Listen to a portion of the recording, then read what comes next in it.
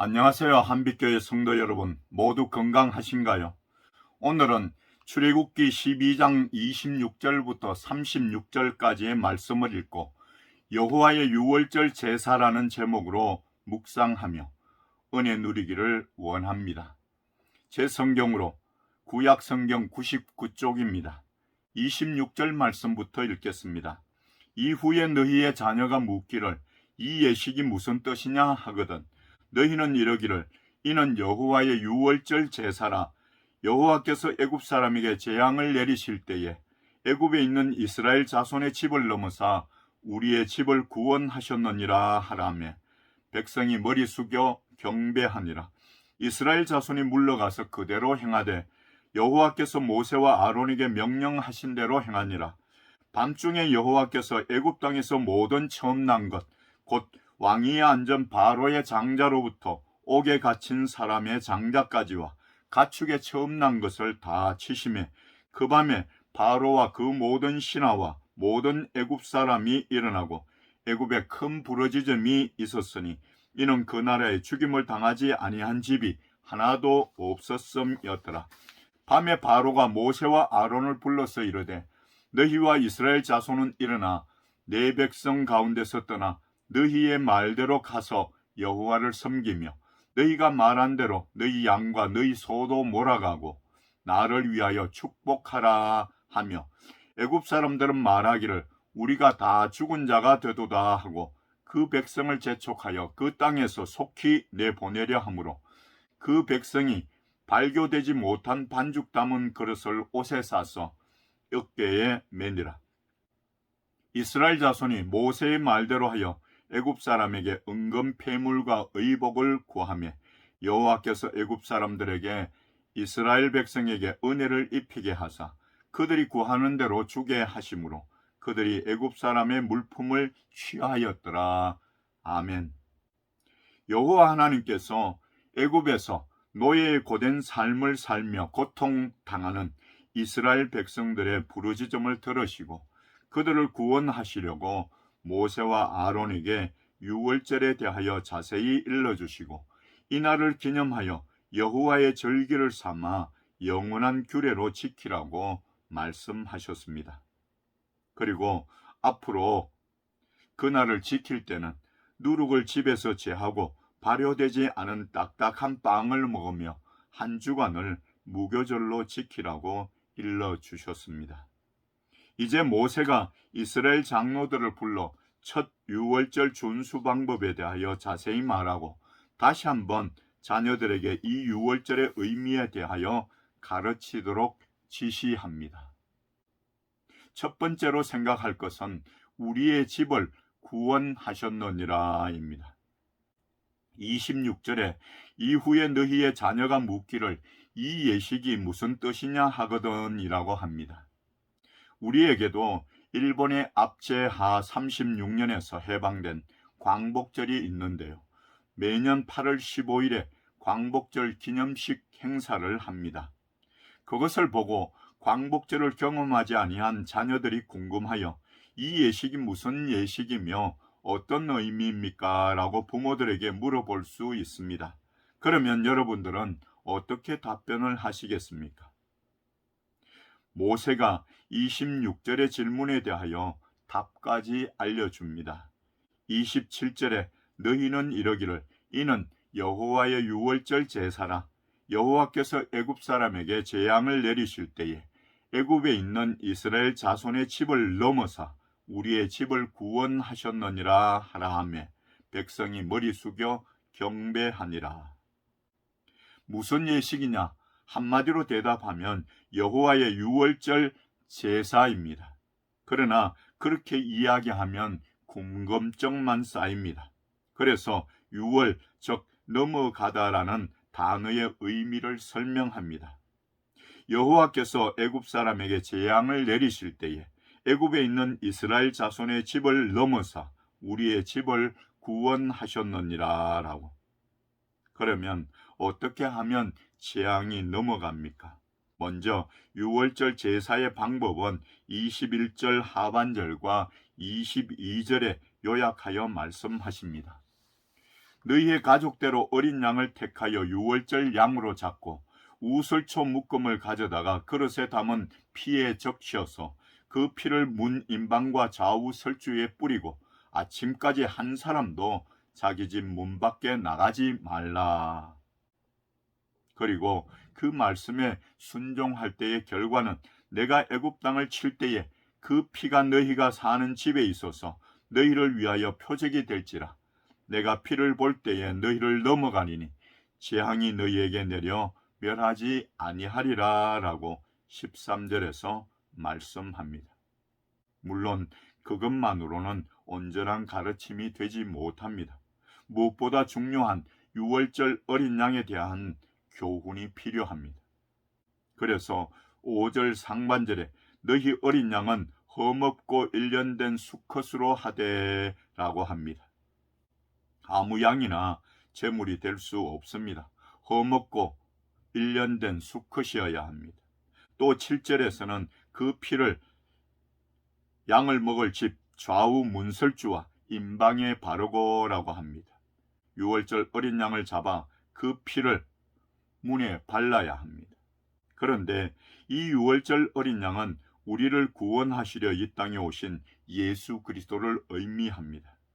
고린도전서 5장 7절 하반절에서는 우리의 유월절 양 곧 그리스도께서 희생되셨느니라 라고 말씀하십니다. 또 오직 흠없고 점없는 어린 양 같은 그리스도의 보배로운 피로 된 것이니라고 베드로전서 1장 19절에 말씀하셔서 예수 그리스도께서 우리 죄를 대속하시려 십자가에 달려 피 흘려 죽으셨음을 보여줍니다. 모세의 유월절 제사 시행에 대한 지시를 받은 백성들이 말씀에 곧바로 순종합니다. 27절 하반절과 28절에 보니 백성이 머리 숙여 경배하니라. 이스라엘 자손이 물러가서 그대로 행하되 여호와께서 모세와 아론에게 명령하신 대로 행하니라고 합니다.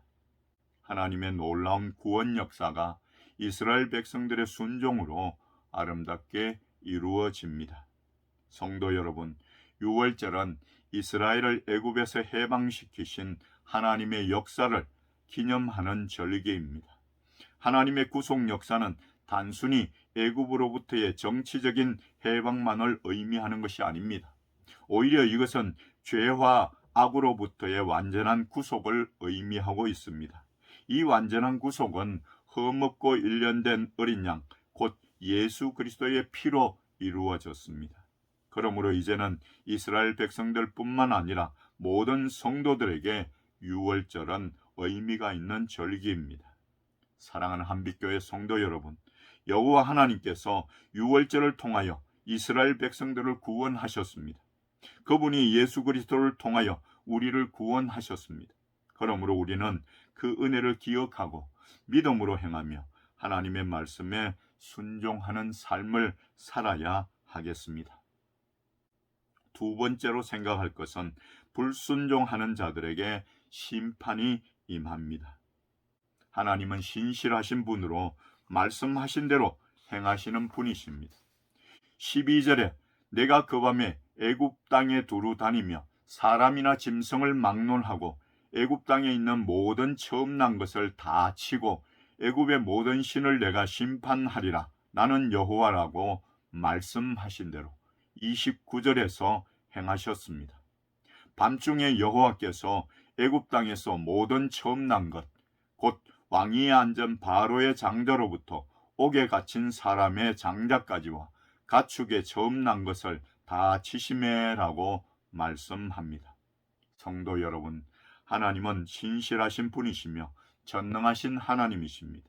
이미 하나님께서 여러 차례에 걸쳐 애굽 왕 바로에게 이스라엘 자손을 애굽에서 내보내라고 하셨습니다. 그러나 바로가 완악하여 거부했습니다.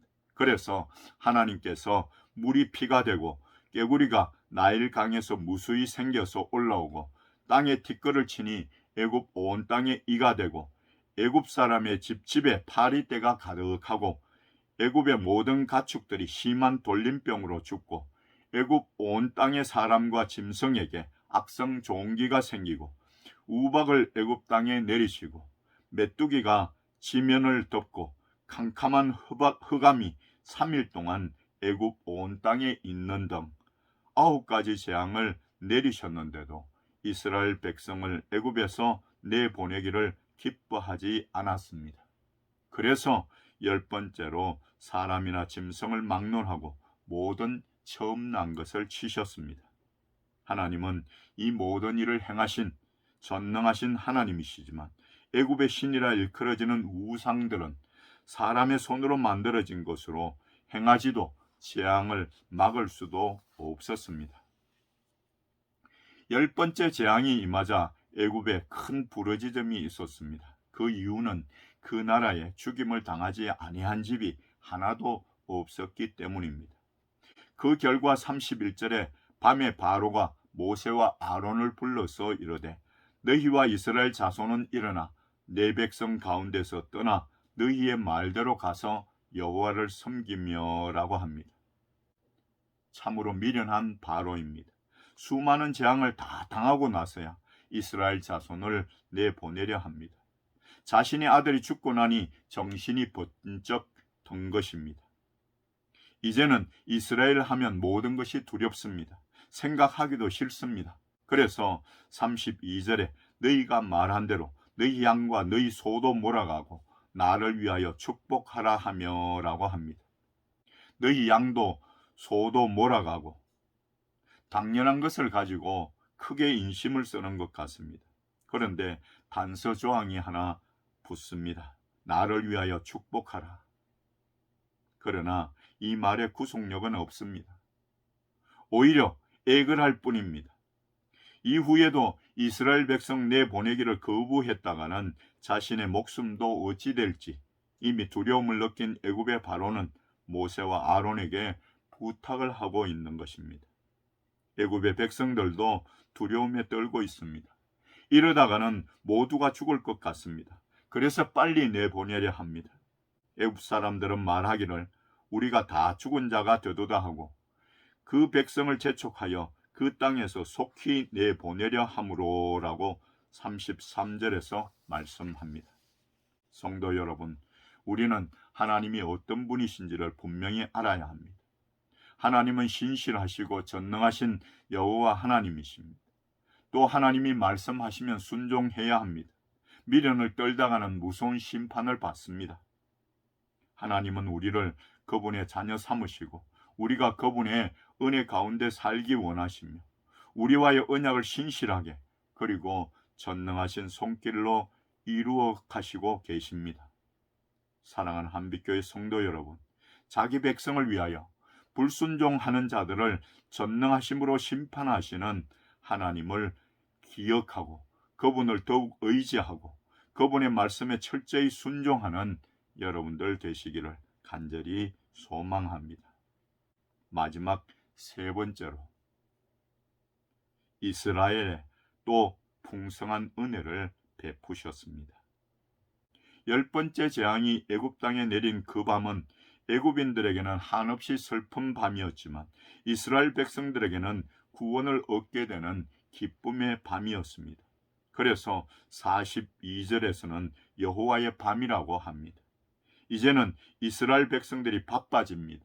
34절에 그 백성이 발교되지 못한 반죽 담은 그릇을 옷에 싸서 어깨에 매니라고 말하여 얼마나 급한 상황이 되었는지를 보여줍니다. 이스라엘 백성들은 애굽에 거주한 지 430년 만에 애굽 땅에서 황급하게 나가게 되는 기쁨을 누립니다. 36년 동안 일제 치하에서 우리가 겪은 고통이 죽을 때까지 한을 품고 살아가는 할머니들의 외침 속에서 그리고 징령으로 몸이 상하고 마음이 고통스러운 분들의 몸짓으로 우리 주변에서 표현되고 있으며 우리 역사의 아픔을 되새기게 하는데요. 430년 만에 해방된 이스라엘의 기쁨은 이루 말할 수 없었을 것입니다. 그런데 하나님께서는 이스라엘 백성들에게 또 풍성한 은혜를 베푸셨습니다. 하나님께서 출애굽기 3장 21절에 내가 애굽 사람으로 이 백성에게 은혜를 입히게 할지라 너희가 나갈 때에 빈손으로 가지 아니하리니라고 앞서 말씀하셨는데, 오늘 36절 상반절에는 여호와께서 애굽 사람들에게 이스라엘 백성에게 은혜를 입히게 하사라고 말씀이 이루어지고 있습니다. 또 구체적으로 출애굽기 3장 22절에서 여인들은 모두 그 이웃사람과 및 자기 집에 거류하는 여인에게 은폐물과 금폐물과 의복을 구하여 너희의 자녀를 꾸미라 너희는 애굽 사람들의 물품을 취하리라고 말씀하셨는데요. 이스라엘 자손이 애굽 사람에게 은금폐물과 의복을 구하며 36절 하반절에 그들이 구하는 대로 주게 하심으로 그들이 애굽 사람의 물품을 취하였더라고 합니다. 마치 전리품을 챙기듯이요. 하나님은 이스라엘 백성들에게 구원의 은혜는 물론이요 삶에 필요한 것들도 풍성하게 채워주셨습니다. 성도 여러분, 우리 대한민국은 일본의 압제에서 해방되자마자 우리의 의지와 관계없이 국토가 분단되고 동족 상잔의 전쟁으로 폐허가 되었지만 하나님이 우리에게 큰 은혜를 베풀어 주셨습니다. 그것은 우리에게 복음을 허락하시사 우리가 하나님을 믿고 의지하게 하셨으며 하나님이 주신 지혜와 능력으로 힘써 부흥을 이루게 하셔서 현재 우리는 경제적으로나 문화적으로 세계를 선도하는 자리에까지 이르게 되었습니다. 세계 사람들이 기적이라고 단순히 말하지만 이것들은 하나님의 은혜로 이루어진 것들입니다. 그러므로 우리도 광복절의 의미를 기억해야 합니다. 잊지 말아야 합니다. 사랑하는 한빛교회 성도 여러분, 하나님은 이스라엘 백성들에게 유월절 구원의 은혜를 베푸셨습니다. 그리고 풍성한 은혜를 더하셔서 가나안 땅으로 인도하셨습니다. 또 우리에게도 구원의 은혜를 베푸시고 천국에서의 영생을 보증하셨습니다. 그 은혜를 생각하며 광복절에 더욱 큰 은혜를 누리는 여러분들 되시기를 간절히 바랍니다. 기도하겠습니다. 사랑이 많으신 하나님 아버지, 은혜를 감사합니다. 교회 보수 작업을 하여 좀 더 밝은 환경에서 하나님 앞에 예배를 드리게 하심을 진심으로 감사드립니다. 모든 성도들이 협력하여 이 귀한 일들을 이루게 하셨사오니 하나님, 저들에게 크신 복을 내려주시기를 원합니다.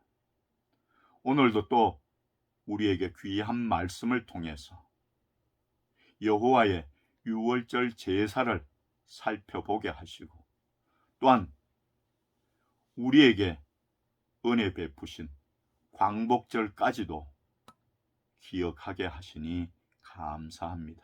한 주간을 살면서 하나님의 은혜를 기억하고 하나님께 영광 돌리는 귀한 성도들 다 되게 은혜를 베풀어 주시옵소서. 우리들 중에 연약한 성도들 긍휼히 여기시고 하나님의 전능하신 손길로 만지시고 깨끗하게 고쳐 주시옵소서. 이 시간도 귀한 예물을 정성껏 하나님 앞에 올려드립니다. 교회 보수 작업이 잘 이루어짐을 감사드리고 또 10분의 1을 드리는 손길들도 있습니다. 그리고 하나님 앞에 나올 때마다 예물 준비하여 드리는 손길들까지 기억하시고 함께 하시며 크신 은혜를 베풀어 주시옵소서. 예수 그리스도의 이름으로 간절히 축복하며 기도드립니다. 아멘. 이제는 우리 구주 예수 그리스도의 크신 은혜와 하나님 아버지의 만극하신 사랑하심과 성령님의 충만 역사 위로하심이 오늘도 하나님 앞에 나와 정성껏 예배드리는 귀한 성도들과 저들의 가정과 가족들과 838대대 장병들과 이 나라 이 민족과 전쟁과 기아와 지진과 화재와 홍수로 고통받는 많은 심령들 위해 지금부터 영원토록 함께 있을지어다. 아멘.